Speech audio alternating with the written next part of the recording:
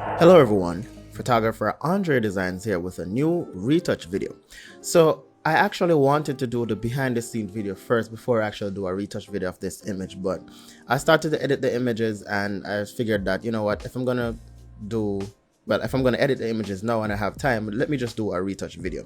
So this image was shot with the Sony a7 III. I was using the 85mm lens. I was shooting at 1.4, as you can see here, 1/225 of a second for the shutter speed and ISO 100. You can see I was shooting at 1.4 and look at the image. It's not 100% sharp. It's a good image, but it's not sharp. So this is one thing you guys have to take into consideration if you're going to shoot at 1.4. Not all the time your image is going to be in focus. Even though I was using the Sony camera where it has the eye autofocus, there are times if you're using that lens, your images are going to be soft. So I've started editing the image. Let me just show you guys what I've done so far. I did a little frequency separation and remove some of the pimples. So that's the before and that's the after. So I'm just going to continue doing that. So I'm going to go back to the high frequency layer. I'm just going to remove some more of the pimples. I'm using the clone stamp tool. So just press S on the keyboard for the clone stamp tool. And you can download this frequency separation action by using the link in the description. When you're using frequency separation though, ensure that you click this option right here. Ensure that your wet is at 2. Everything else remains the same. Or you can just click clear brush if there's a color right here. So let me go back to the clone stamp tool. I'm just going to press Alt and sample a clean area right there. Just click and then just paint over the area I'd like to remove. I like to use the clone stamp tool when I'm using the frequency separation when I'm working on the high frequency layer. So if I'm not using frequency separation, what I would do is to use the patch tool to remove blemishes from the skin. It just works better for me like that. But it's always good to take more than one image of the same image just to ensure that, you know, one of them comes out perfect. In this case, because this shoot is not going to be, well, these images are not going to be printed or anything like that. This was actually a personal project. I don't necessarily have to worry about the image not being in focus because, again, I'm not going to print them. They're just going to be uploaded to my website or Instagram.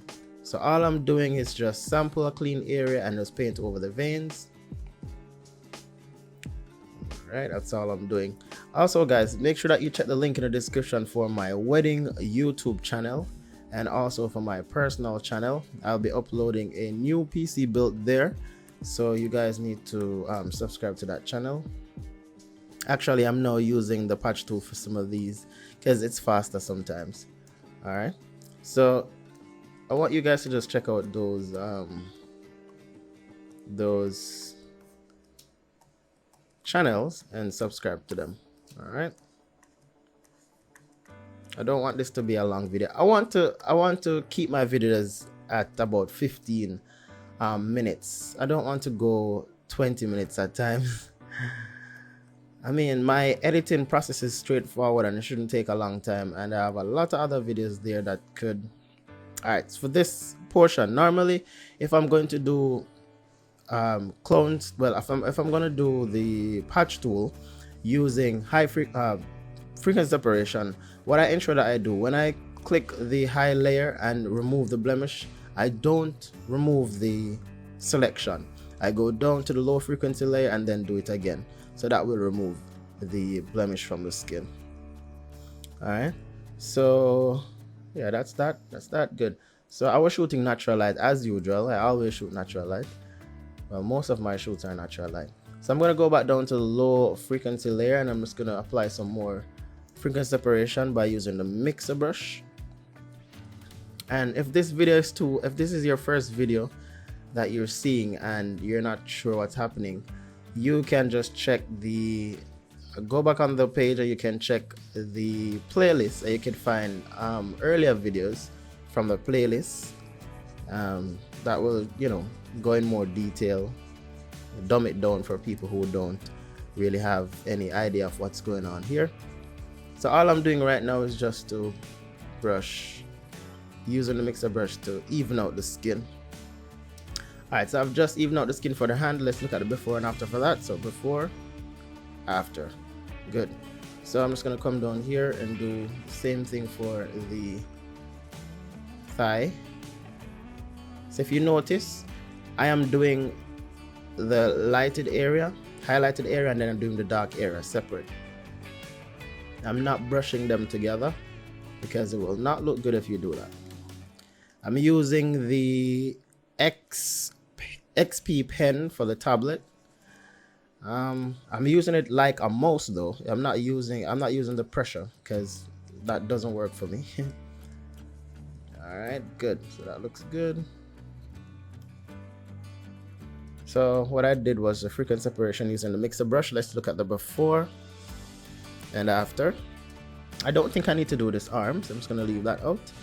Now the next step now is to do some dodge and burn. So I'm gonna start with dodge, and dodge is working with the highlighted area. I'm gonna start with the face. I'm gonna press B on the keyboard for the brush, ensure that my flow is at 1%. Use the left bracket on the keyboard to get my brush smaller, and I'm just gonna paint the highlighted areas. Normally under the eye you want it to be highlighted. So I'm basically following what the makeup artist did. Oh, she did her own makeup actually. So all I'm doing is just highlighting the image, like the main part of the image where it's already highlighted. So I'm enhancing the highlight. So I'm going to do the same thing for the thigh. And this one as well. I'm going to come down here to the leg. Good.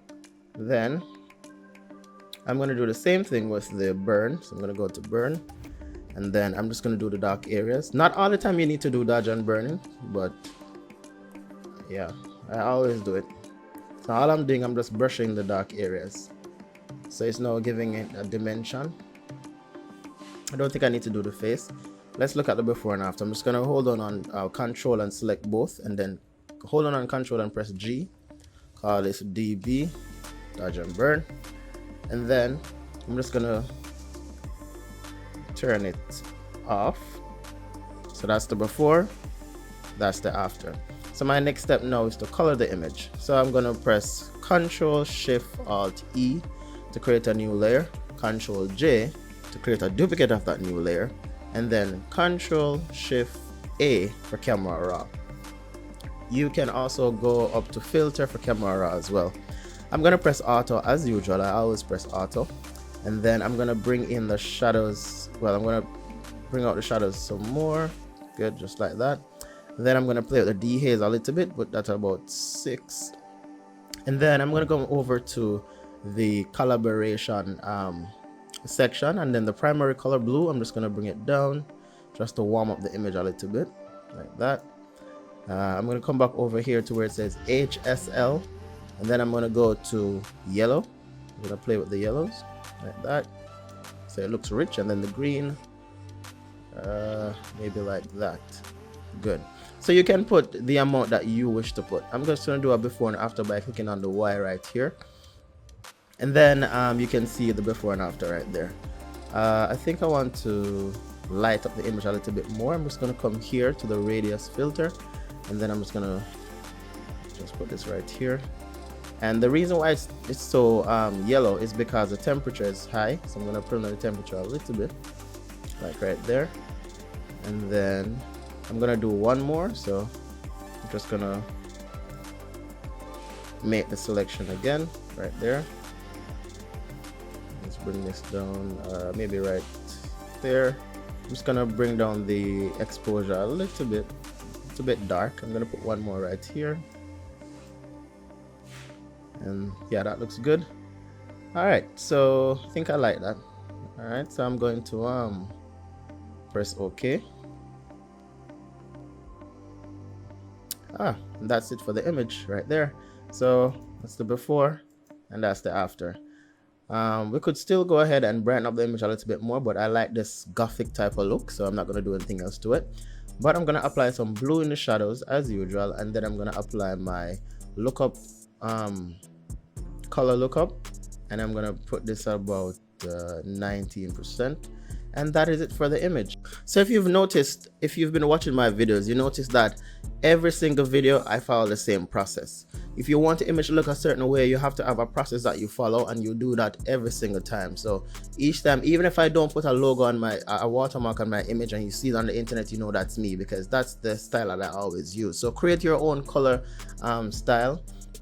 What I'm gonna do though, I'm gonna create some presets, color presets that you guys can use. I'm not sure if I'm gonna do it for free or if I'm gonna sell it, but I might do some free ones so you guys can use. So that is it for the image. So now I'm gonna show you how to upload it to Instagram. So you're gonna click on, well, you have to ensure that you crop the image to a 4:5 ratio. I've already cropped the image because I was already doing the edits. So you click on crop or press C on the keyboard for the crop tool and ensure that you select 4:5 ratio right here, or 8:10, or you can just create the canvas before you start doing it so you don't have to crop anything. And then I'm not sure what version of Photoshop you're using, but once you go to file, export, you go to save for web, and then you want to come over here to where it says image size. And once you go to image size, you want to put 1080. And it's 1080 by 1080 by 1350, and that is the size for Instagram. If you look down here, you realize that the file size is very small, so it uploads quickly to Instagram and it won't decrease the quality of your image. All right, so if you have learned anything from this, just give me a like and subscribe to my YouTube channel if you have not subscribed to the channel yet. Thank you guys for watching, and have a good one.